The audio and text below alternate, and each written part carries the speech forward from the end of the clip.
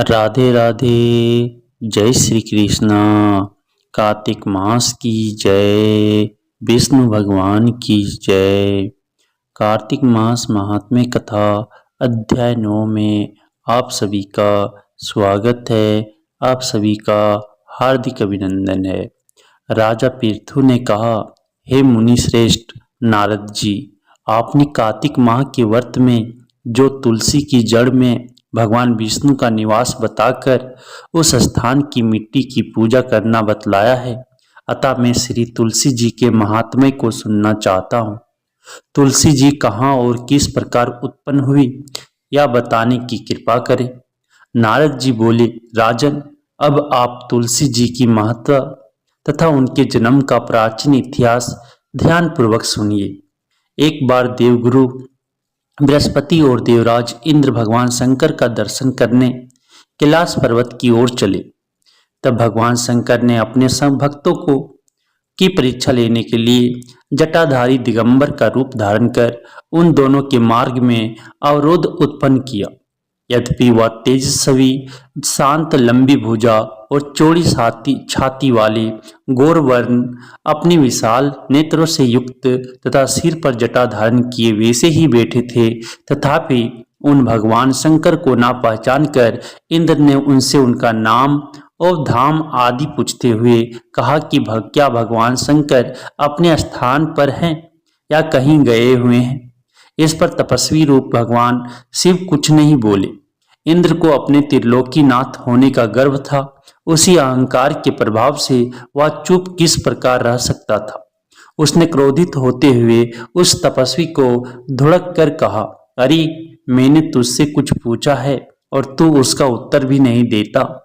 मैं अभी तुझ पर वर्ज का प्रहार करता हूँ, फिर देखता हूँ कि कौन तुझ दुर्मति की रक्षा करता है। इस प्रकार कहकर जैसे ही इंद्र ने उस जटाधारी दिगंबर को मारने के लिए हाथ में वर्ज लिया, वैसे ही भगवान शिव ने वर्ज सहित इंद्र का हाथ स्तंभित कर दिया और विकराल नेत्र कर उसे देखा। उस समय ऐसा प्रतीत हो रहा था कि वह दिगंबर प्रज्वलित हो उठा है और वह अपने तेज से जला देगा। भुजाएं स्तंभित होने के कारण इंद्र दुखित होने के साथ साथ अत्यंत कुपित भी हो गया, परंतु उस जटाधारी दिगंबर को प्रज्वलित देखकर बृहस्पति जी ने उन्हें भगवान शंकर जानकर प्रणाम किया और दंडवत होकर उनकी स्तुति करने लगी।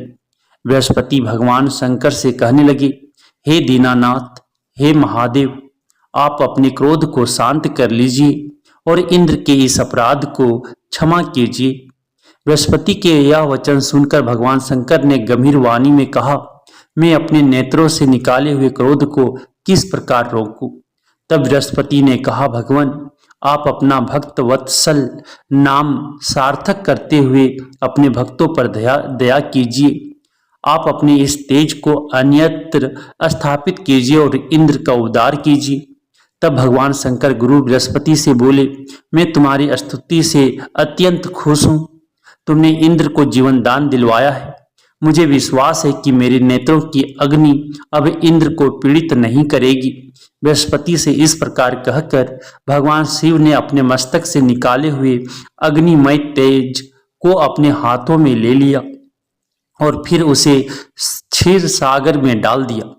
तत्पश्चात भगवान शंकर अंतर ध्यान हो गए। इस प्रकार जिसको जो जानने की कामना थी उसे जानकर इंद्र तथा बृहस्पति अपने अपने स्थान को चले गए। इति श्री कार्तिक मास महात्म्य कथा अध्याय 9 समाप्तम।